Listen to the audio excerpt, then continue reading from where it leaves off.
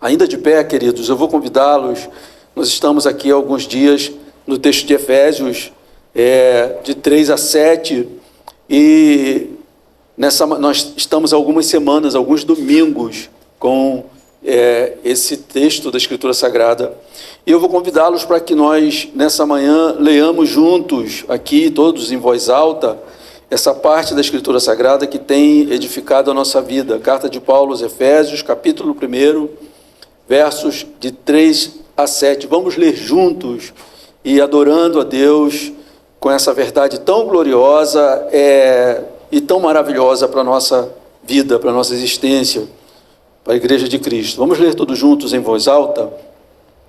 Bendito Deus e Pai de nosso Senhor Jesus Cristo, que nos tem abençoado com toda sorte de bênção espiritual nas regiões celestiais em Cristo, assim como nos escolheu nele, antes da fundação do mundo, para sermos santos e irrepreensíveis perante ele, e em amor nos predestinou para ele, para a adoção de filhos, por meio de Jesus Cristo, segundo o beneplácito da sua vontade, para o louvor da glória de sua graça, que ele nos concedeu gratuitamente no amado, no qual temos a redenção pelo seu sangue, a remissão dos pecados, segundo a riqueza de sua graça. Até aí, você pode se assentar.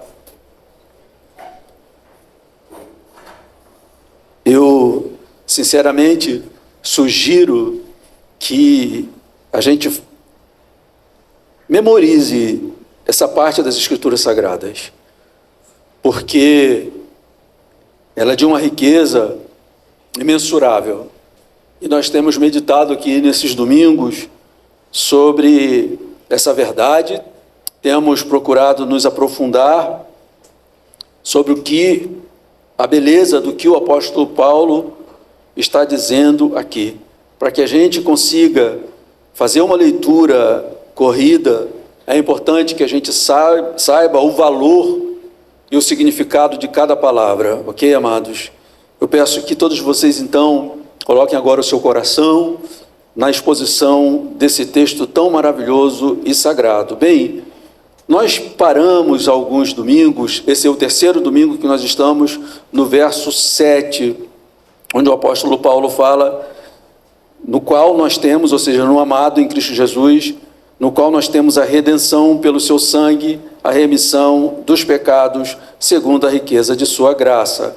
Esse tema, redenção, ele é caro demais para a Igreja de Cristo, ele é um núcleo muito importante da fé evangélica, e nós temos aqui meditado nos detalhes do que essa palavra redenção significa dentro do Evangelho, significa para a Igreja de Cristo, significa na nossa vida. Então, nós trouxemos no primeiro sermão, há 2 domingos passados, o fato do Senhor ter nos redimido.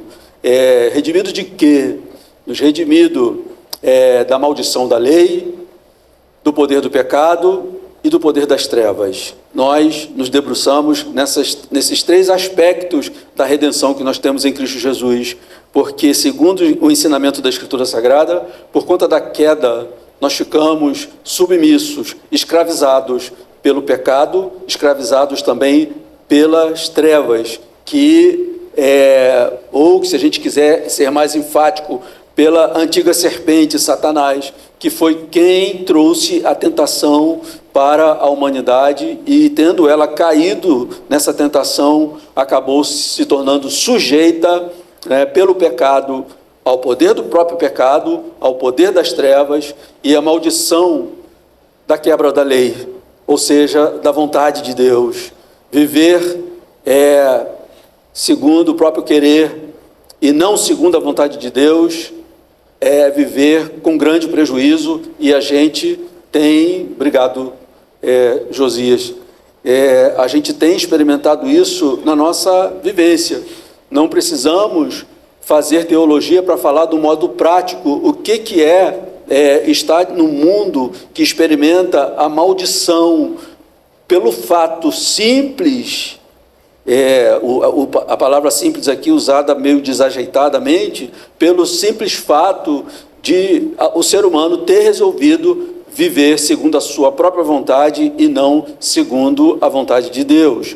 Não é um problema só de Adão, que foi o primeiro, de Eva, que foram os primeiros a caírem nessa tentação, mas essa tentação tem se replicado ao longo das eras, ok? Que quando a palavra de Deus é apresentada, o ser humano resolve fazer a sua própria vontade. Na semana passada, eu assistindo uma figura muito importante do nosso país, não vou citar o nome, falando numa academia brasileira muito importante também no nosso país, e ela cita um autor existencialista que tinha uma grande revolta uma grande revolta, não, tinha um grande problema com a fé evangélica, com a Escritura Sagrada, e desesperado com a vida, porque a questão é essa: se você fecha a porta para a única oportunidade de salvação que existe para a vida, você vai ter que se haver com uma existência insuportável. E alguns existencialistas tentam enfrentar a vida, como um outro diz, a enfrentar a contrapelo, não é? E é impossível isso para o ser humano, porque a sua estrutura, a estrutura da alma, a estrutura do seu ser, que foi criado por Deus, é uma estrutura para que precisa ter comunhão e contato com Deus. Bem óbvio, não é verdade? Bastante óbvio, mas não é isso que o ser humano procura, né? E essa pessoa, lendo esse existencialista, ela cita uma frase dela, desse autor, e no final ela diz: isso é lindo, né? Ela cita a seguinte frase desse autor: entre a eternidade e nós decidimos por nós.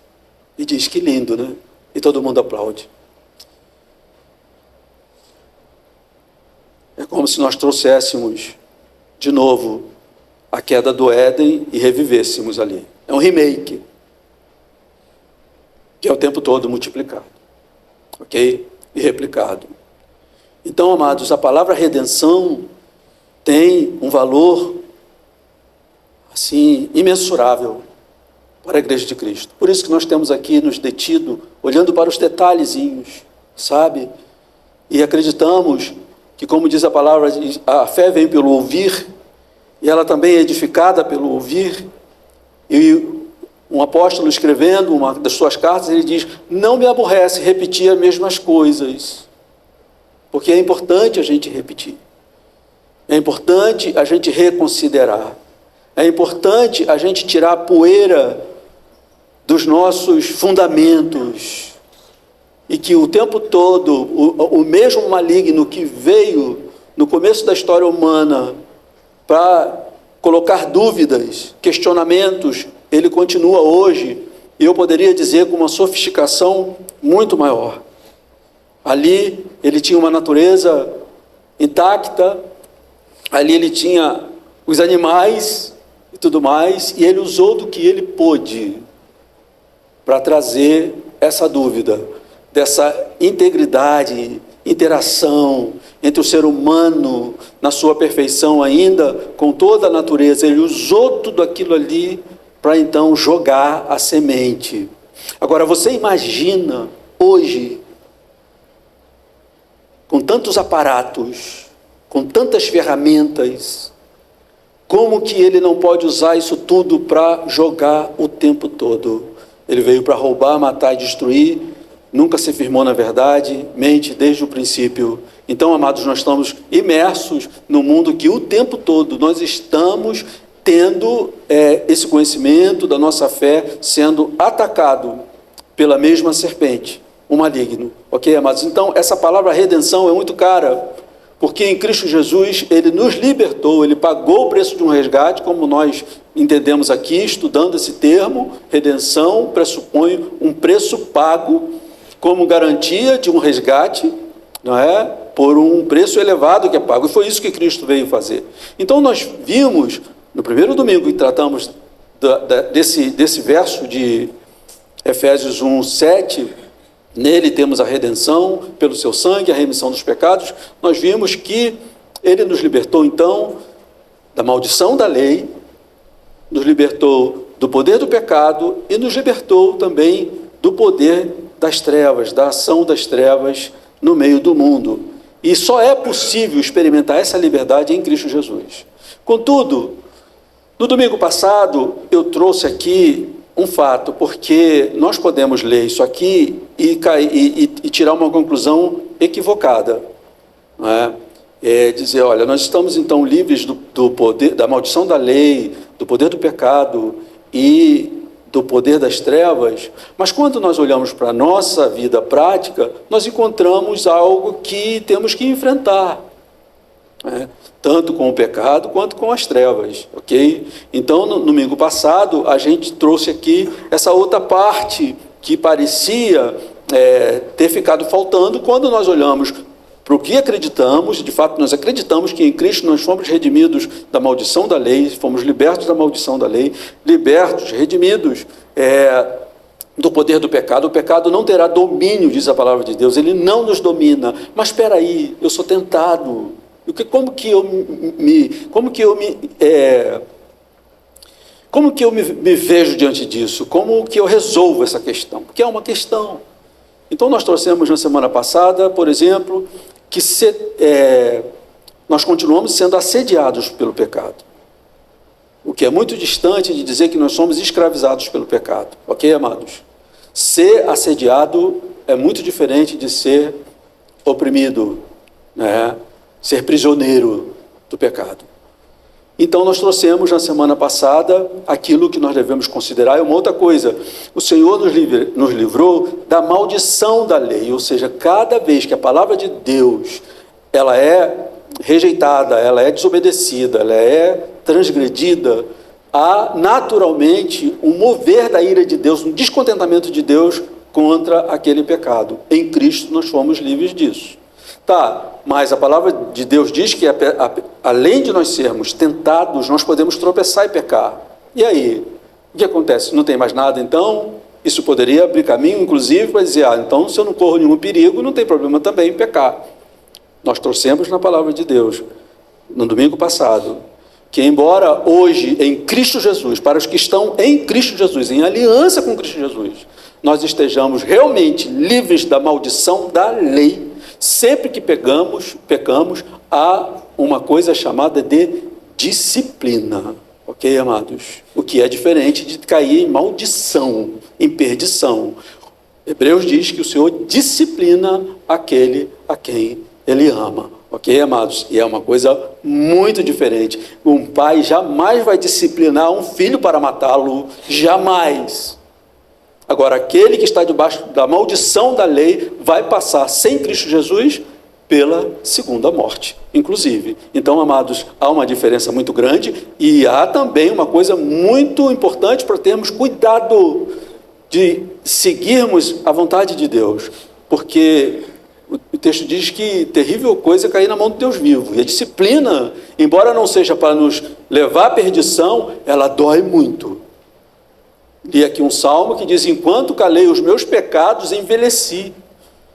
Fiquei doente, até que eu confessei o meu pecado diante do Senhor.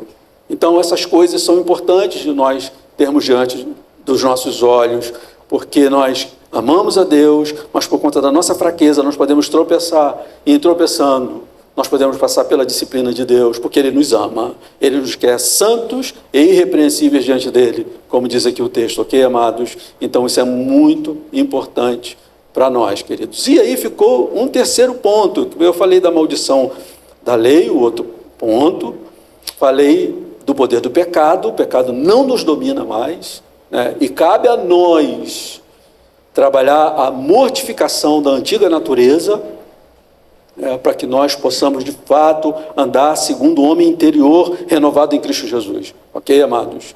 E faltou dizer mais um detalhe muito importante também, que é o fato de Jesus Cristo nos ter redimido também do poder da atividade maligna do mundo. Isso é um outro ponto também muito importante, queridos. A Bíblia Sagrada fala isso, que Jesus Cristo, através da sua obra maravilhosa na cruz, ele nos redimiu, nos libertou, nos tirou de debaixo do domínio de Satanás. Este é um fato, amados.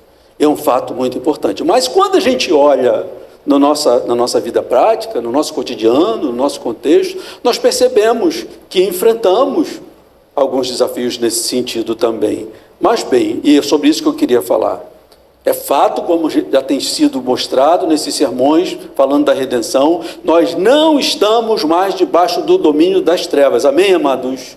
Ele não domina mais sobre nós, ok? Mas nós enfrentamos alguns desafios. Então eu queria falar sobre isso nessa manhã. Bem, queridos, quando o Evangelho de Lucas narra um episódio que eu sou assim apaixonado, maravilhoso, na época do nascimento de Cristo Jesus. Lucas diz lá no capítulo 2 que na região em que Jesus nasceu, numa noite, estavam pastores vigiando seus rebanhos na campina, que ficavam próximas de onde Jesus tinha nascido. E o anjo do Senhor veio na direção daqueles pastores que estavam em vigília, trabalhando, ok? E o texto diz que quando o anjo de Deus chegou, uma glória imensa circundou, invadiu aquele lugar. Eles ficaram envolvidos por uma glória de Deus muito grande. E eles tiveram um grande temor quando eles experimentaram aquilo. Imagina, num silêncio de uma noite no Oriente Próximo, no céu maravilhoso, guardando seus rebanhos, com muito cuidado, muita atenção contra os animais ferozes, e de repente eles têm aquela visão celestial. Um anjo do Senhor chega, e com o anjo chega uma glória maravilhosa, e eles ficaram apavorados.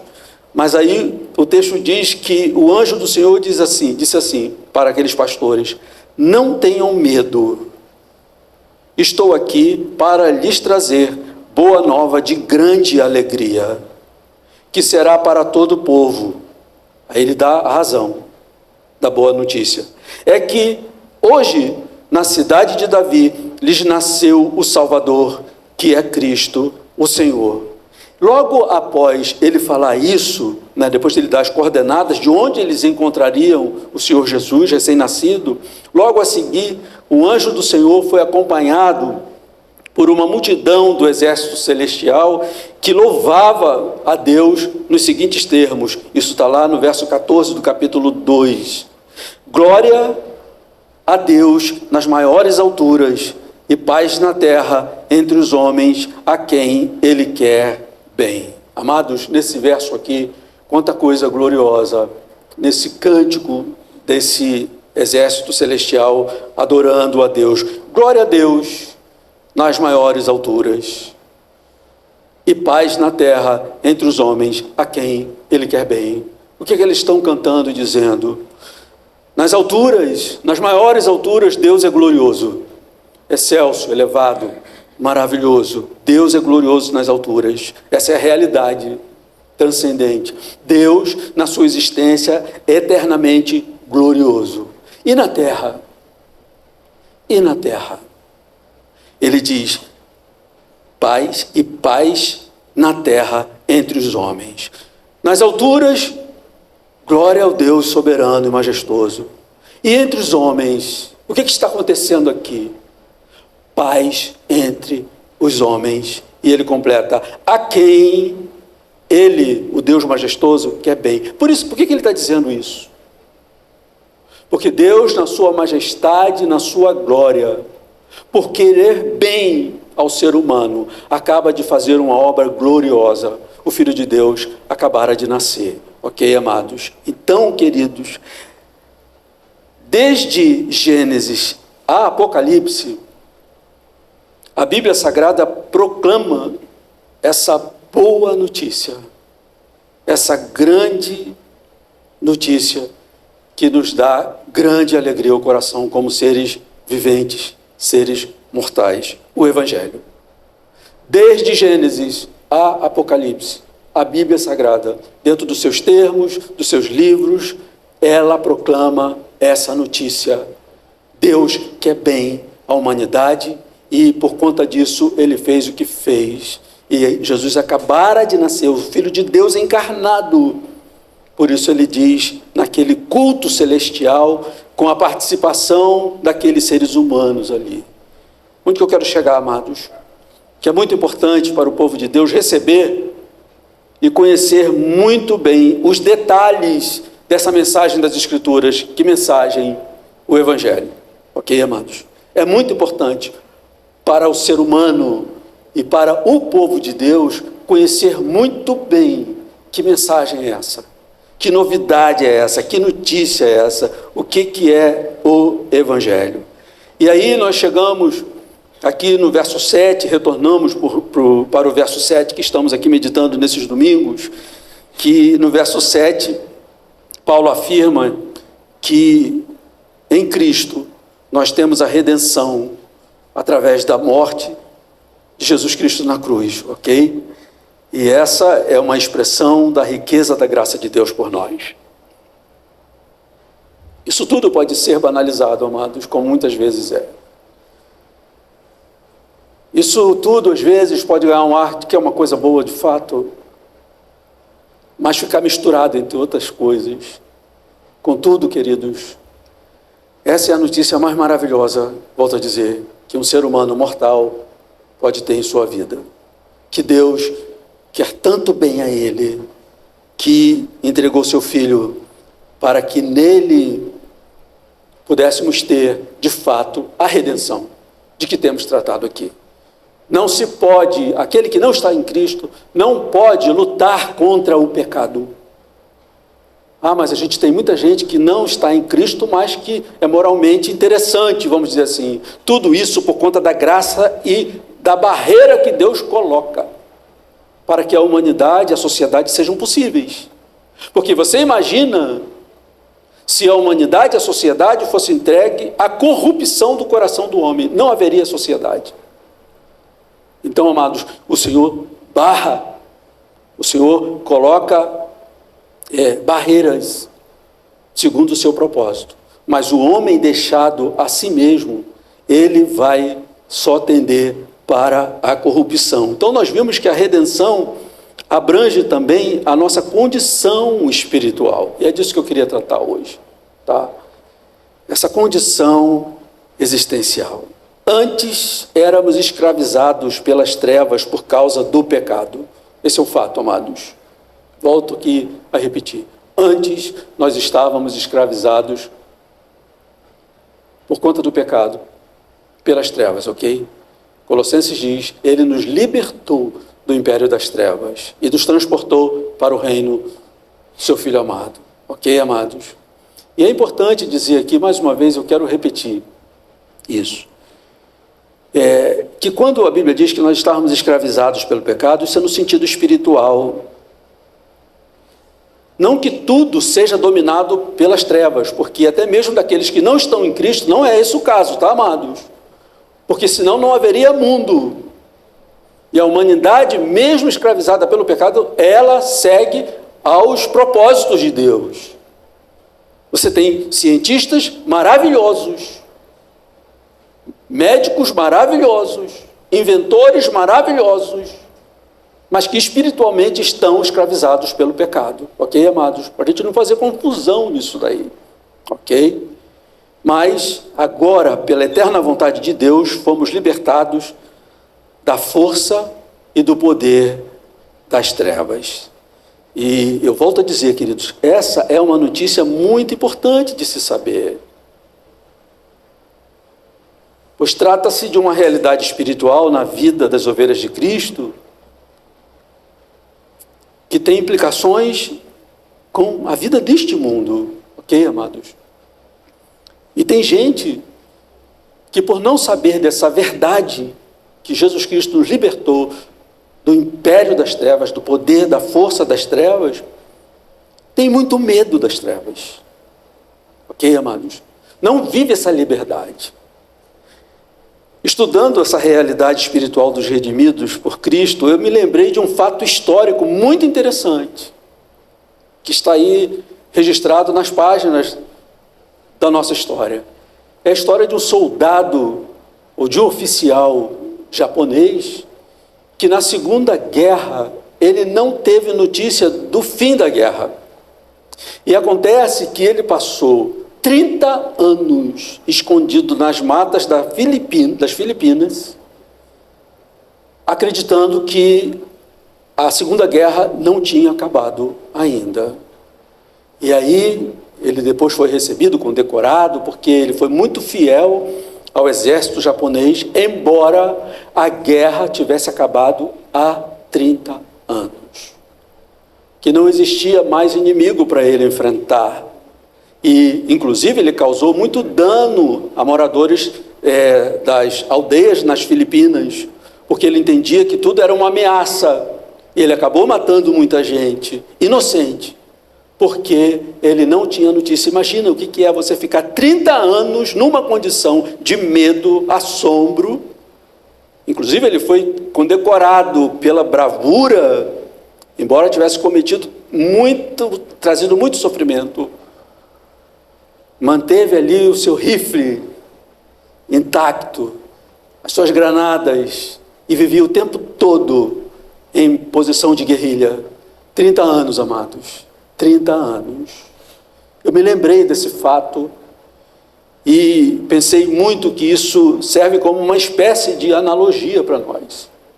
Porque nós podemos guardar uma atitude ou atitudes que vão querer de nós um enfrentamento que não é necessário mais. Eu não preciso ter granada para enfrentar os demônios. Eu não preciso ter outros instrumentos para enfrentar as trevas.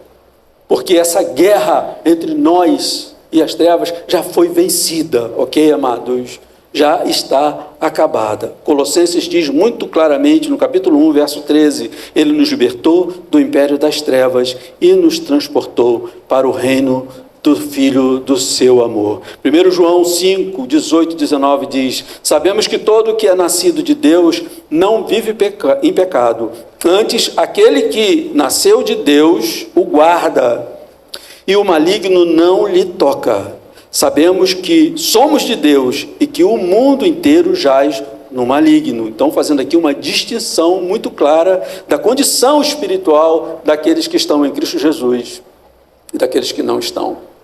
É muito triste você ver, às vezes, queridos, cristãos verdadeiros, de fé, sabe? Tem fé, mas morrem de medo de ficarem endemoniados. Já viu isso? Porque não tem o conhecimento profundo dessa verdade. Nós podemos ser assolados, oprimidos pelas trevas, podemos. Possuídos jamais. Nós não estamos debaixo do reino das trevas. Ok, amados? Então você vê até onde pode levar a falta de conhecimento de uma pessoa que não entendeu perfeitamente essa vitória gloriosa de Cristo na cruz sobre as trevas, ok, amados? Então é muito importante, e quando percebem alguma luta espiritual, não tem segurança em Cristo Jesus, e é muito importante que a gente viva essa liberdade em Cristo Jesus. João, no capítulo 14, verso 30, eu disse aqui, quando eu já li esse texto aqui, que para os cristãos unidos a Cristo é maravilhoso dizer como Jesus Cristo, que ele disse em João 14, 30, ele diz assim: já não falarei muito convosco, falando com os seus discípulos, porque aí vem o príncipe deste mundo, e ele nada tem em mim. Queridos, como é maravilhoso dizer isso, não é verdade? Saber que Satanás não tem nada em você. Por quê? Pelo fato de você estar unido a Cristo Jesus, ok? Porque em Cristo Jesus você está livre do poder das trevas. Contudo, assim como ainda somos assediados pelo pecado, nós somos também assediados pelas trevas. E É uma coisa muito distinta, amados. Muito distinta, ok? Ser dominado pelas trevas e assediado pelas trevas. Ser assediado não é o mesmo que ser escravizado pelas trevas, ok, amados? O que a gente vê, às vezes, num limite muito interessante, do ponto de vista negativo, né? As pessoas que são dominadas por Satanás, dominadas pelas trevas. Então nós podemos dizer em Cristo Jesus que o príncipe deste mundo não tem nada em nós, porque nós pertencemos a Cristo Jesus e fomos libertados do seu poder.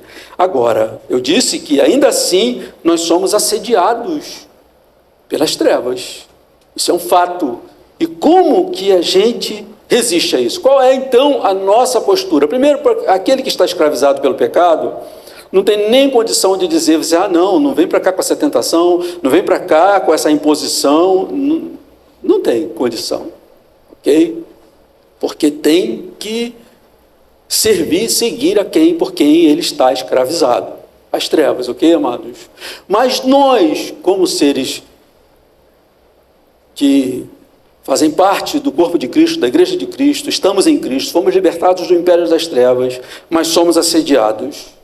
Qual deve ser a nossa postura diante do assédio do maligno? Em duas palavras, amados: resistência e vigilância. É o caminho que a Bíblia Sagrada dá para nós. E é muito importante isso, tá, amados? Porque por não conhecer isso, muita gente cai em muita dificuldade. Porque o assédio não é um teatro, é um assédio de fato. Ok? Então, qual deve ser a nossa postura diante do assédio das trevas, das quais nós fomos libertados em Cristo Jesus, mas que continuam insistentemente na nossa vida? Resistência e vigilância. Tiago, capítulo 4, verso 7, diz assim: sujeitai-vos, portanto, a Deus, mas resisti ao diabo, e ele fugirá de vós. Está aqui, amados. Mudou. Quando passamos pela experiência da redenção em Cristo Jesus, muita coisa. Muita coisa. Nós vemos muita gente, muitas pessoas escravizadas pelas trevas, servindo às trevas, e não tem outra opção.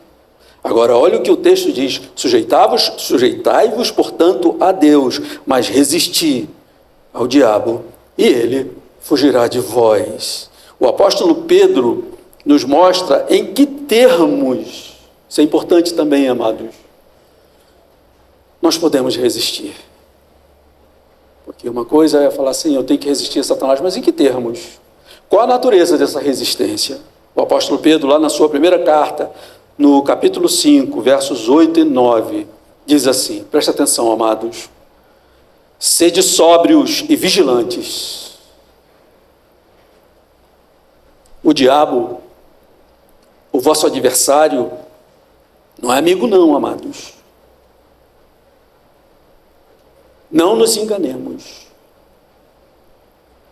Às vezes vem numa pegada de cordialidade.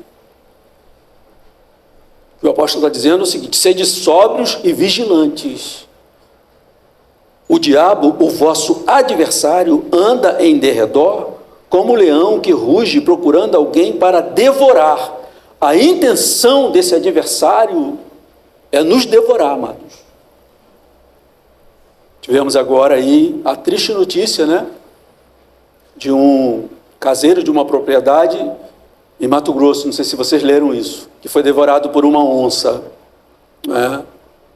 Triste notícia e triste final. O que o apóstolo Pedro está dizendo aqui, que Satanás, o nosso adversário, ele tem essa intenção de nos devorar, de acabar conosco. Mas ele diz o seguinte, ele usa o mesmo termo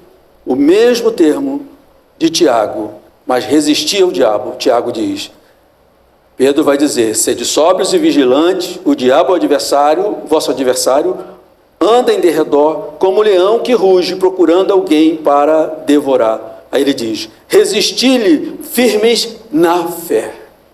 Opa! Agora sabemos qual é a natureza dessa resistência.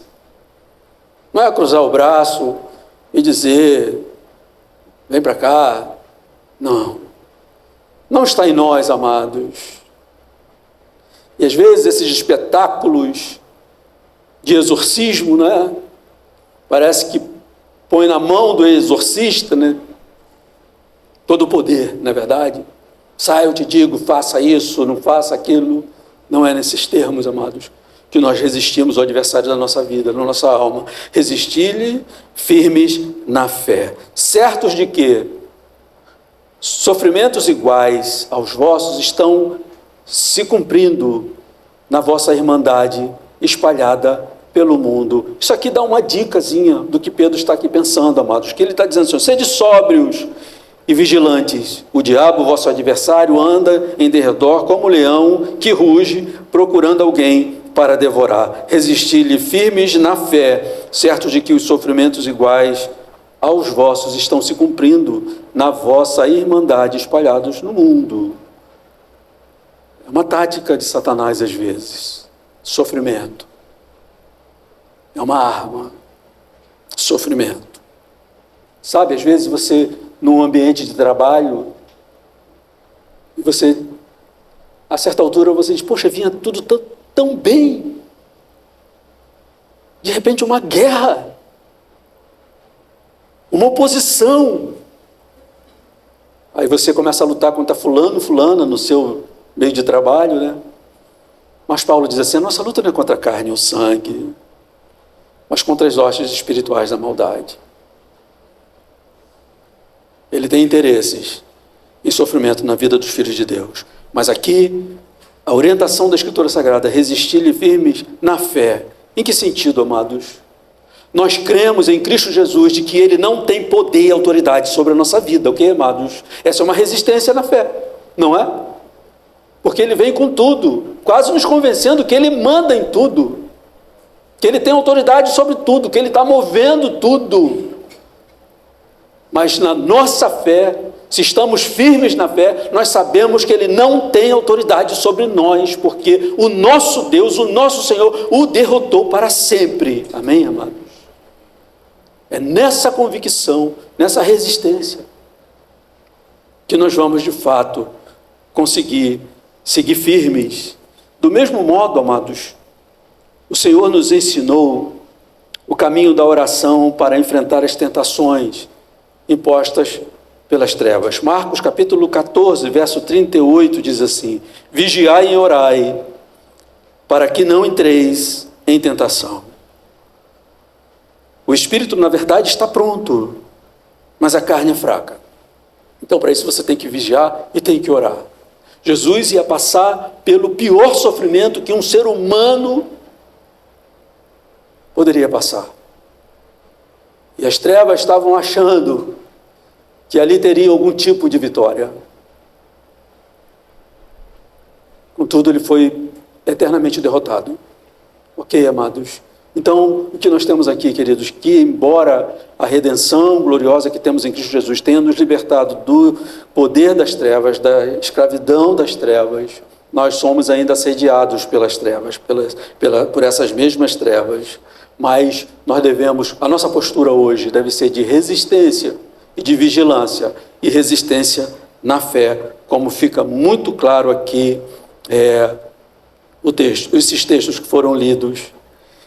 E, queridos, nos termos que Tiago coloca aqui,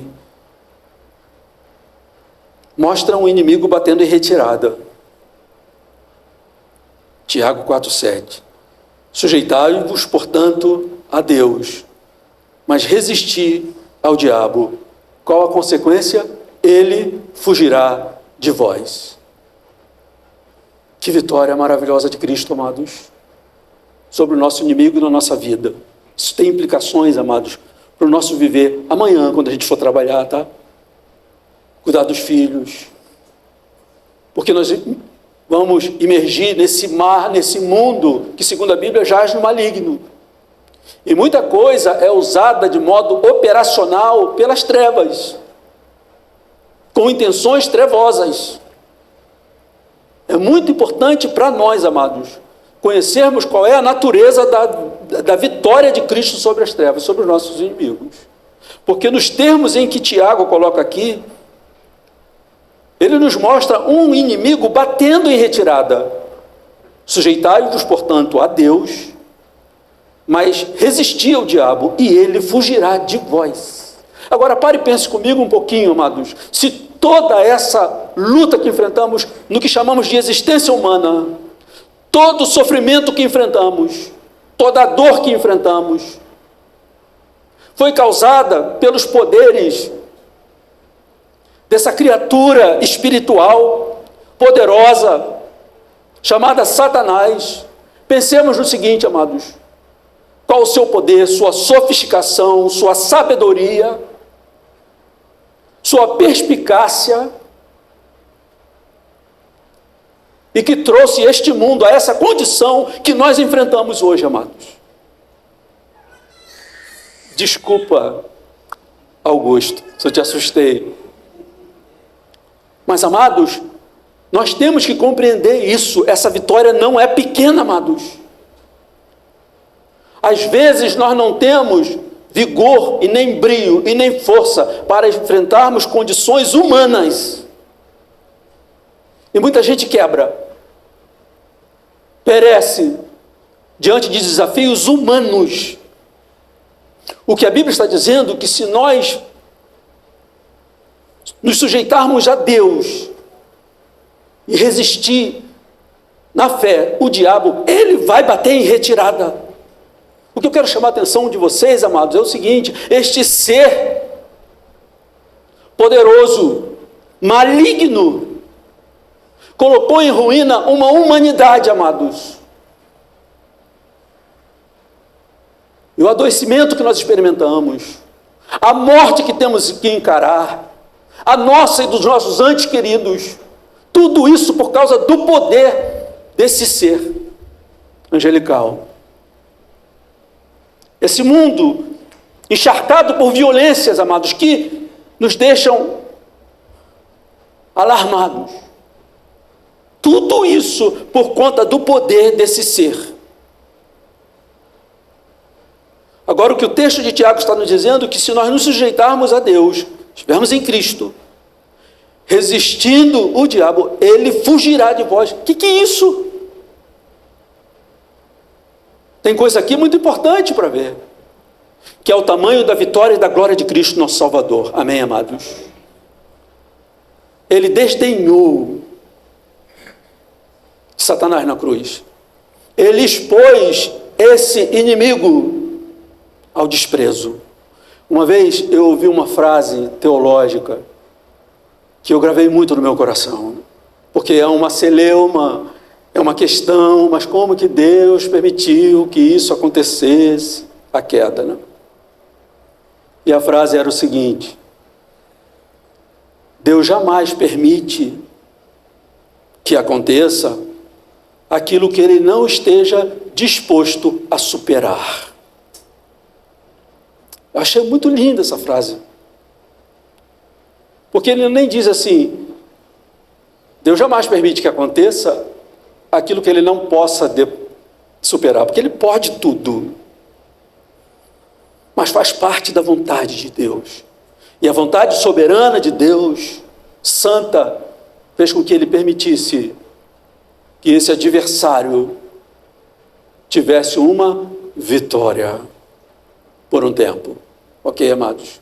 Agora, olha o que o Evangelho, por isso que eu disse aqui, amados, quando os anjos chegam lá naquela campina escura, silenciosa, à noite, diz: não fiquem com medo, vocês estão vendo muita glória, mas não fiquem com medo, porque a glória de Deus, de fato, é insuportável para o ser humano caído.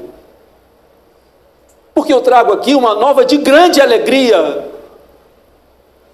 E às vezes, amados, o Evangelho é saboreado como uma coisa que está faltando um pouco de sal.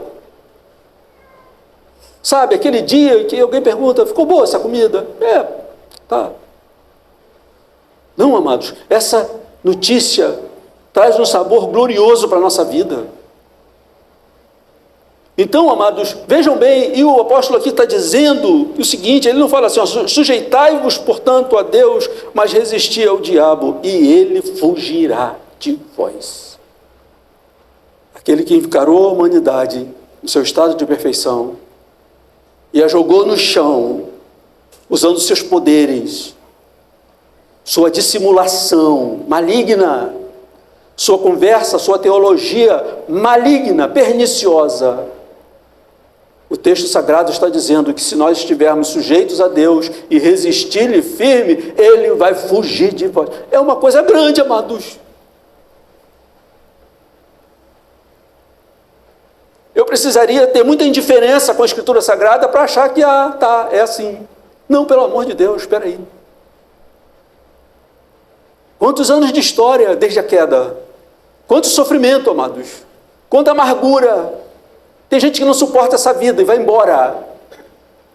Porque seu estado é tão terrível que é incapaz de suportar o cheiro de vida. Por quê, amados? Por causa desse ser maligno.